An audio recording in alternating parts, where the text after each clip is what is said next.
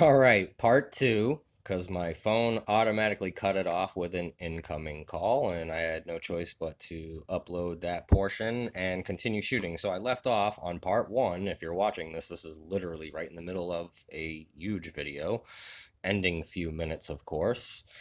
I left off talking about the preference of this particular style versus the more trick friendly, I guess you could say, due to this having a more of a fidget form for me.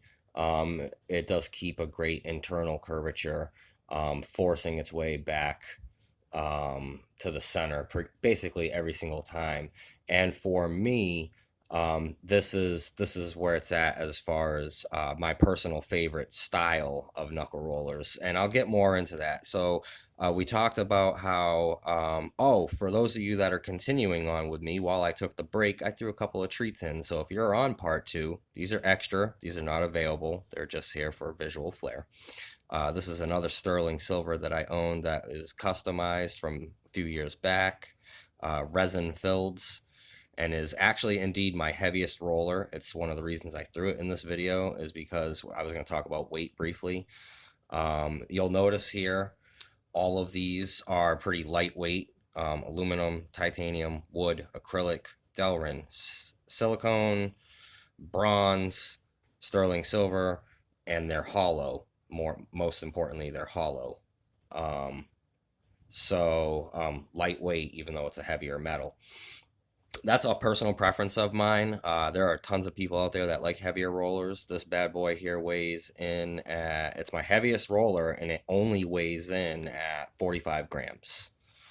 Um, it's about as heavy as I will comfortably go for me because of injuries over the years to my hands. An explanation for my choice in lightweight. Uh, Although my dexterity is getting better because of tools like this and other items, like my hand still gets sore if I am to use heavier things. So I try to stick with the lightweight stuff just to decrease the chances of finger fatigue or soreness, greatly decrease those chances. So that's a personal preference. If you wanted to go out and get something in, solid brass or Damascus, or there's Around Square, like Mamba Metals, offers the exotic options of silver and gold. Around Square does also have special offerings of different size and models of their inventory, where they'll do like a Damasteel, zirconium, uh, different types of Timascus, all types of exotic metals that can be machined into the K-bone shape. So there is also the visual flair that you can get for the tricksters out there. Like I was saying, this is more perfectly geared for tricks and speed. My personal opinion, of course. I don't know why anybody would argue that. But getting back into the Mamba, my selection or personal selection for this, I do like patina metals. I do like that all of them are hollow, therefore being lightweight and having a heavier metal at the same time, which I really enjoy. Um, that ability there with the hollow design. Um, More importantly, I don't plan on progressing to an extreme level with these. Uh, if I was planning on like extreming out and trying to get super quick and technical with how I roll, then I'd say I'd probably prefer the around squares, like I mentioned a little bit earlier in part one. I'd probably prefer these a touch more than these. But for me, it's more of a dexterity tool and a fidget again.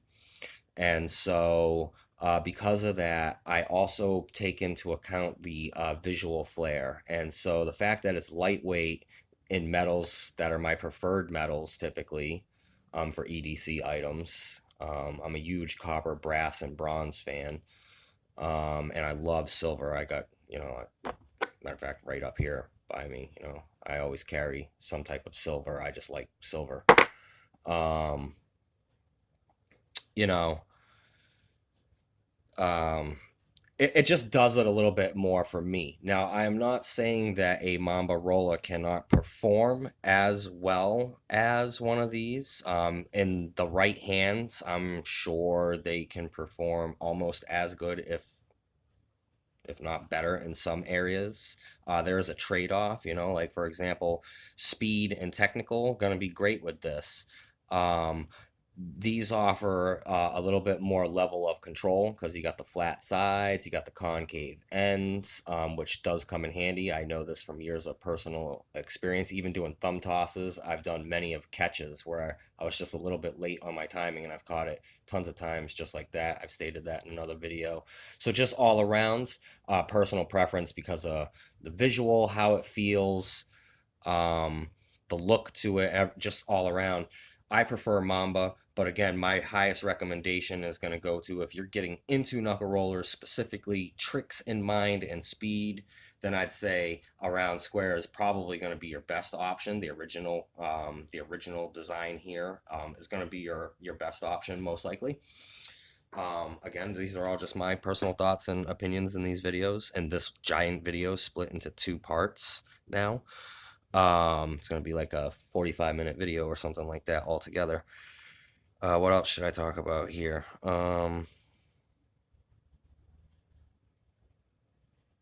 Both great companies. They're just really good companies.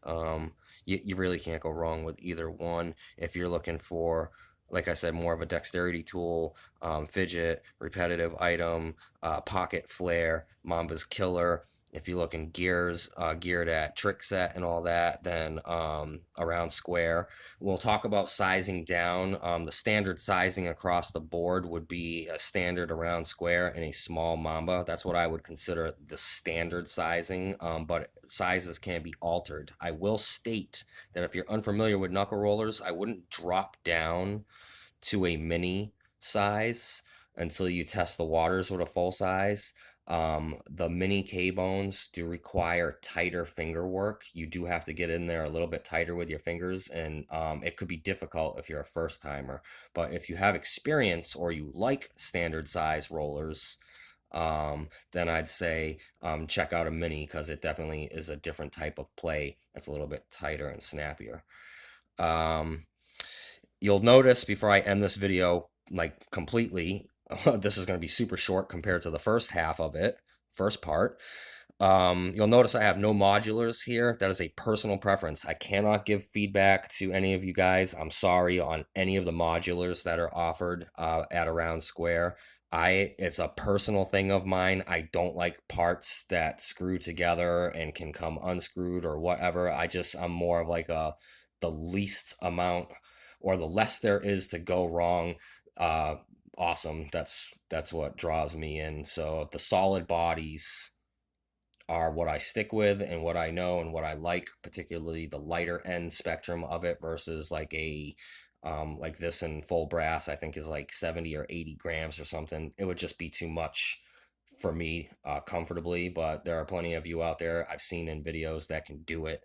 And I tip my hat to you for having that finger strength and prolonged dexterity to keep going with the heavier models.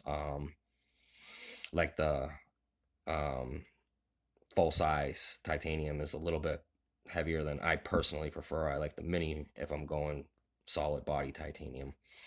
But anyways, now I'm just rambling on and on and on. There are modulars available for those of you that like to change up the look of your items, have different things to match different outfits and all that, or just have exotic ends and standard ends depending on where you're going. Modulars would definitely come in handy. So check those out as well. But that's everything. Here's another 10 minutes altogether. We're looking at like a 45-minute video. If you have any other questions beyond what I've discussed in my last 4 or 5 full-length knuckle roller videos,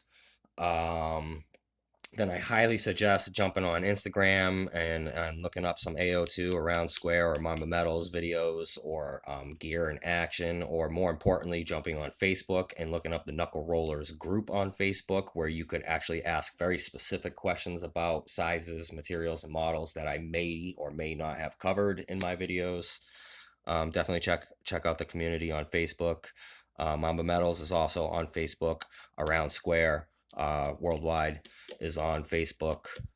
And if you're looking strictly for knuckle rollers and questions, then the Knuckle Roller group on Facebook, again, is where to get more than what I've put in these videos.